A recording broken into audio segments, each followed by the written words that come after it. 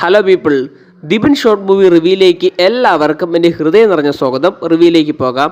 2024 September 13 J Perry സംവിധാനം ചെയ്ത് theatre വഴി പുറത്തിറങ്ങിയ ഒരു ആക്ഷൻ ത്രില്ലർ ചിത്രമാണ് ദി കില്ലേഴ്സ് ഗെയിം. കേന്ദ്ര കഥാപാത്രങ്ങളായിട്ട് എത്തിയിരിക്കുന്നത് ഡേവിഡ് ബാറ്റിസ്റ്റ, സോഫിയാക്കയാണ്. അപ്പോൾ സിനിമയുടെ ഒരു പ്രധാന കഥയെന്ന് പറയുന്നത് ഒരു പ്രൊഫഷണൽ ഹിറ്ററായിട്ടുള്ള ഒരു പ്രൊഫഷണൽ അസാസിനായിട്ടുള്ള ജോയ്ക്ക് ഒരു ഇൽനെസ് പിടിപെടുകയാണ്. അത് CG-D എന്ന് പറയുന്ന ഒരു അസുഖം.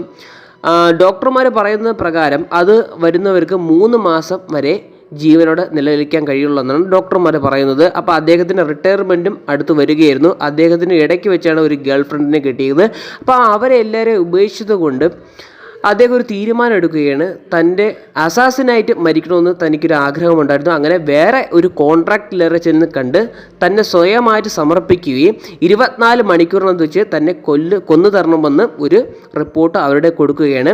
അപ്പോഴിരിക്കുന്ന ഒരു ടെസ്റ്റ് വരുന്നത് ഡോക്ടർ വിളിക്കുന്നത് തൻ്റെ റിപ്പോർട്ടെല്ലാം നോക്കിയത് വേറെ ഒരു പേഷ്യൻ്റെ റിപ്പോർട്ട് മാറിപ്പോയതാണ്. തനിക്കൊരു അസുഖമില്ല, തനിക്ക് ലോങ് ലൈഫായിട്ട് ജീവിക്കാം, ഹെൽത്തുള്ള കാലം വരെ. അങ്ങനെ ഇതാണ് പറയുന്നത് എടുത്തു ചാടരുതെന്ന്.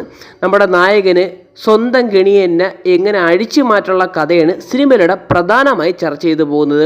കിടിലമായിട്ടുള്ള ആക്ഷൻ സീക്വൻസ് നിങ്ങൾ കാണാൻ താല്പര്യമുള്ളവരാണെങ്കിൽ തീർച്ചയായിട്ടും കണ്ടിരിക്കേണ്ട ഒരു സിനിമയാണ് ദി കില്ലേഴ്സ് ഗെയിം എന്ന ചിത്രം.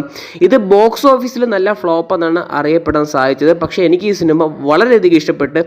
ഈ സിനിമ ഇപ്പോൾ കാണാൻ താല്പര്യമുണ്ടെങ്കിൽ ആമസോൺ പ്രൈം വീഡിയോ വഴി കാണാൻ ശ്രമിക്കുക. ഏകദേശം ഒരു 1.25 മണിക്കൂറുകളിൽ നല്ലൊരു ക്ലീൻ ആക്ഷൻ ഷോട്ടുള്ള സിനിമയെന്ന് തന്നെ പറയേണ്ടിയിരിക്കുന്നു. ഒരുപാട് കഥാപാത്രങ്ങളുണ്ട്. നമ്മുടെ WWE ബാറ്റിസ്റ്റ മാത്രമല്ല, ഡ്രൂ മാഗറ്റോയുണ്ട്, അങ്ങനെ കുറേ കഥാപാത്രങ്ങൾ അങ്ങനെ ഉണ്ട്.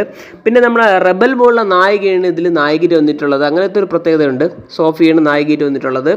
പിന്നെ സ്കോട്ട് ഉണ്ട്, നമ്മളെ ഫൈറ്ററായിട്ടുള്ള സ്കോട്ട് എല്ലാവരും ഉണ്ട്.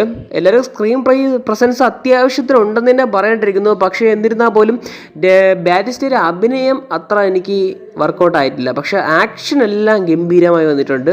ഒരു ആക്ഷൻ സിനിമയ്ക്ക് എന്തൊക്കെ വേണോ അതെല്ലാം ഈ സിനിമയിൽ മാസ് മസാല രംഗങ്ങളെല്ലാം ഉള്ള ഒരു സിനിമ തന്നെയാണ്. പിന്നെ തീം മ്യൂസിക് അടിപൊളിയായിട്ട് വന്നിട്ടുണ്ട്. സ്ക്രീൻ പ്ലേ ആയാലും വേറെ ലെവൽ, എഡിറ്റിംഗ് ആയാലും വേറെ ലെവൽ തന്നെ പറഞ്ഞിട്ടിരിക്കുന്നു. ഓവറോൾ സിനിമ എടുത്തു നോക്കിക്കഴിഞ്ഞാൽ ഒരു കിടിലൻ ഗംഭീര സിനിമ, റിപ്പീറ്റ് ചെയ്ത് കാണാൻ പറ്റുന്ന ഒരു സിനിമ തന്നെ. ആക്ഷൻ സീക്വൻസ് ഇഷ്ടപ്പെടുന്നവരാണെങ്കിൽ റിപ്പീറ്റ് ചെയ്ത് കാണാൻ പറ്റുന്ന ഒരു സിനിമയാണ് ദി കില്ലേഴ്സ് ഗെയിം എന്ന ചിത്രം. അപ്പോൾ ഈ സിനിമ കാണാൻ താല്പര്യം ഉണ്ടെങ്കിൽ ഇപ്പോൾ ആമസോൺ പ്രൈം വീഡിയോ വഴി ലഭ്യമായി തുടങ്ങിയിട്ടുണ്ട്. എനിക്ക് ഈ സിനിമ വളരെയധികം ഇഷ്ടപ്പെട്ടു. ഇനി നിങ്ങളാണ് തീരുമാനിക്കേണ്ട സിനിമ കണ്ടു കഴിഞ്ഞിട്ട് നിങ്ങൾക്ക് ഇഷ്ടപ്പെട്ടോ ഇഷ്ടപ്പെട്ടില്ലേ എന്ന്.